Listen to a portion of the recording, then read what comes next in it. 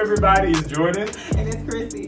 And you are watching Baggage Claim.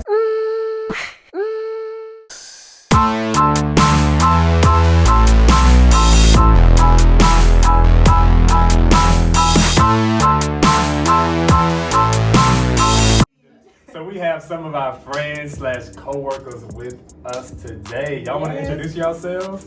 Yeah, take it away, Rebecca. Okay, cool. I'll go first. I'm Rebecca. I work at Ascent with Jordan and Chrissy, and I live in Ruston. That's all I got. Simple. Hey, I'm Caroline. I'm a Louisiana Tech graduate. Go Dogs. Okay. I know Jordan and Chrissy from working with them for... Oh, I thought that was real. It's lucky this, but they've been colleagues and much more than that, friends for the past 2 years. So all of this kind of started where we just felt like it was necessary for us to have conversations about race, the things that we don't talk about on a daily basis. And we had some questions that we wanted to ask each other. And so we said, what better way to do it? Yeah. Let's have this conversation together so people can actually see what we're doing here. And maybe you might find yourself somewhere in this conversation as well. We're going to get this thing started. Okay. Hey. Well. Right. Woo! Let's go. I say the question that's freshest on my mind right now, especially after watching the last video where you talked about how your school still has segregated prom, right? So thinking about school, it's a struggle for me because growing up and being in school, all we learned about was America had slaves and slaves are bad. Yeah. And that was it. That was the extent of what we learned about, right? Right. So how can we better educate ourselves now? And moving forward, how can we make sure like we're all in our 20s and we want to have kids? You know, how can I educate my children one day to make sure that we're filling in the gaps at home? I have something to say to that, Rebecca.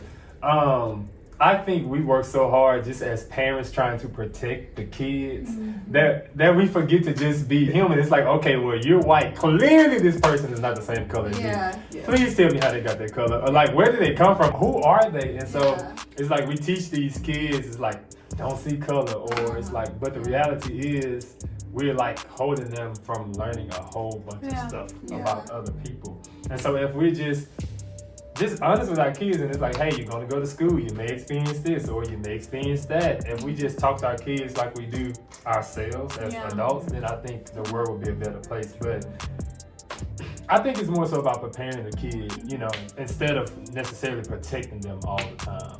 So I think that there is a lack of preparation because people fear what they do not understand. So it's hard to educate somebody and prepare them when you don't have a full grasp on that situation. This is true. Yeah. So I feel like, and this has been a personal struggle too, like feeling inadequate and saying like, well, what am I going to say?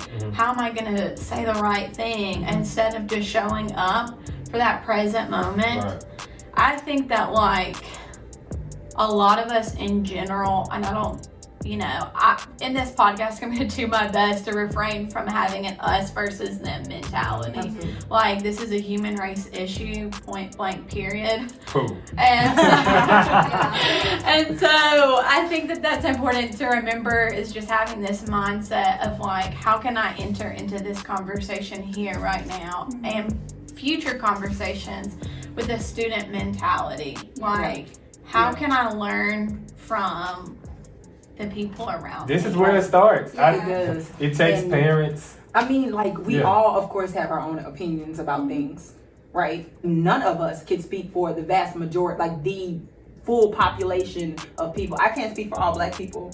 You know, you can't speak for all white people. You know, and so that kind of in itself humbles us. I've lived this, of course, but like there are some people that look just like me and that have also experienced different things. You know, they might not even have the same experiences that I've had to relate to me in that sense. We definitely should show some sense of humility when we approach these conversations in order for us to ever be able to continue on these types of conversations. You know, we're going to have to do that. Everybody, I would say, has some level of anxiety when it comes to having these types of conversations. Yeah. Like, I mean, I know how I feel about certain things, but when it comes to actually sitting down with someone who may not have had the same experiences from me, there's a level of anxiety there that I experienced myself. Going off of that though, what comes to my mind is kind of what we were talking about before we started recording. Is how do you respectfully talk to someone who, you know, is either older than you or has a different belief system than you, and help express the importance of being an ally and educating yourself. You know, like right now we're in this movement, you know, that's been going on for years, and it feels like it's just so in everyone's face right now, and everyone has an opinion. And some of those opinions are really harsh and they just want to slap you in the face with it. So how can we have conversations like this with maybe, you know, the generation above us or their parents' generation? That's a question for you. Okay, so my personal take on this, and it's because I'm very particular when it comes to creating the right space for people to, of course, have the conversation, but then like also being mindful of the fact that everybody doesn't want to have the conversation. There are some people that, regardless of what you say, you can say, you could have this wonderful example of how to create unity, but there are some people that really just don't want to sit and talk. And so, you know, so how do you deal with the balance? You know, so how do you approach that? So to the people who do, first of all, identifying your people will rise up. The people who do want to have the conversation. So how do you create the space for those people? And I really and truly think that it starts with what's happening right here. You know, being able to like actually put this out there publicly. This is scary. You know, and so I know like deep down inside, like everybody kind of has some reservations about doing it, not because we don't think that it needs to be done, but because it's like, how will this be perceived by a broader audience? When you leave your friend circle, what does this look like? You know, and that's scary. You know, but outside of that, the one-to-one interactions, you know, with people, like not, well, even if you're afraid, lean in. You know, when you're afraid, leaning into those conversations and being willing to have them, especially with your close friends. So it may start with that circle. The close friends that you have, they're typically the ones that, you know, you trust enough to be able to have grace. If something comes off wrong, it's like, help me. You know? We've had those conversations too. I mean, this has started way before we got in this living room. This started with a quick swivel of the chair. And I think in the office. And I think what Chrissy said is so important. Like, I think that there are situations where we do have power and influence to speak into people's lives, but that confidence is built when you can merge these two. When you can merge these two colors and say, I have no idea what it is to be a black woman. I have no idea what it is to be a black male or black, you know, but well, whatever, y'all know what I'm saying. But saying like, hey, how can I support you in this? And so I think what I was going to piggyback off of Rebecca's saying was like, what do you guys need individually from people that you do consider coworkers and friends? Because I think that is a huge question that we're trying to navigate individually and as a whole. What I need from my white friends and coworkers is to hear them. And I know that when the incident happened in Texas with Botham or whatever, when the police shot him in his home, I remember talking to some of my friends and was like, okay, well, I'm at work and it's like, nobody has asked me a question about how I feel, because at the end of the day, if I'm sitting in my apartment and a policeman comes and shoot me, it's like, what are my coworkers going to say? Will my Black Lives Matter then? And so what I want from my coworkers and friends is to just voice their opinions, you know, say what, not to be as silent and just walking around as if nothing is ever happening. And so just ask me how I'm feeling, or at least let me know what your viewpoint is on it. Even if I disagree with it, at least I know where you stand, and then I know how to adjust from there. And then you can identify whether that person is a safe person for you or not. We walk around with this huge elephant. We don't know where the safe places are. As a result of that feeling that we're constantly experiencing, we just we don't allow anybody to be a safe place. You know, so like there are no safe places. That's something that I've personally experienced having trust issues. You know, and so a lot of them are race related. You know, and I hate to say it like that, but they are. So having trust issues and working in a place where, you know, like where we work, because the place that we work is so like freeing, you know, to allow us to express ourselves. Right. You know, there are things that we are afforded the luxury of doing that other places aren't. Yeah. And so even in a place like that, to not feel as comfortable opening up, it's because it's like I don't know who, If I can, you know, yeah. I don't know. Just imagine like walking around with this huge elephant, and it's like you look around and you're like, does anybody see this big elephant? Like, does anybody see this thing? It is huge, and it is walking, and it is just you know, it's knocking through our carpet and the floors. It's ruining things, and you know, it's like that's symbolic of the weight that a lot of times like it's felt, and it's felt amongst the Black community, but personally, like I've experienced that. And so sometimes it's as simple as, dude, are you affected by this? Like, did that bother you? I just want to give you a hug right Yeah. now. I love you. But yeah, it has come to a point to where, and I think what she's saying is that the Black culture has been this way for a long time, and it's like, okay, well, we've developed this thing to where we don't know who to trust, and so it's like, well, we got to be together as Black people, and that's all we have with all these different people in the world, and so sorry to cut you off. No, but you you good. said that, and my head immediately goes to the book that you recommended, actually. Why are all the Black people sitting together in the cafeteria? I knew that book was going to come Right? up. I've only read a little bit of it because it's a little dense for my brain to get It's a lot. through. Yeah. But that's such a good point, is when you think about it and from someone else's shoes, you know, from, okay, well, everyone else in my group sees the elephant. Yeah. They all get it. But so then, you know, Carolyn and I might feel like we're outsiders, you know, so sometimes I walk into a room and I'm more comfortable walking over to Caroline than I would be to, you know, Exactly. but I know that you're all friends, Right. you know, and it's still, you're people I can trust. Growing up, like, I personally didn't know a Black person, like, until probably high school. Wow. You know, I went to a really small school.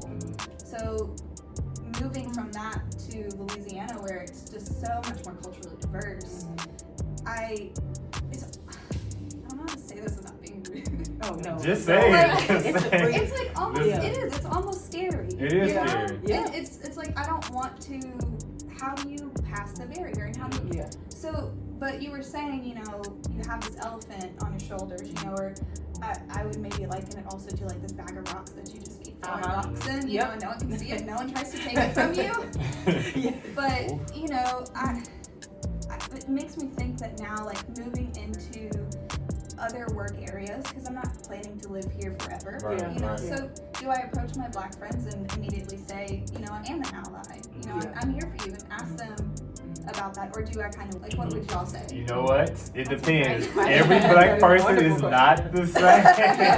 Right. But so the Black culture, we are, and we kind of talked about this a little bit. We are a little bit more straightforward sometimes, and so it's kind of like what you see is what you get. Whereas y'all believe in like building a case per se, like easing into it, and it's like the Black person is like, there it is. And so, And now it's my face right there. and so I think being honest with them, like saying where you are and be like, hey, I believe in what, you know, what you stand for, whatever like this, and this is where I stand. And the Black person in that instance, they like, you know what?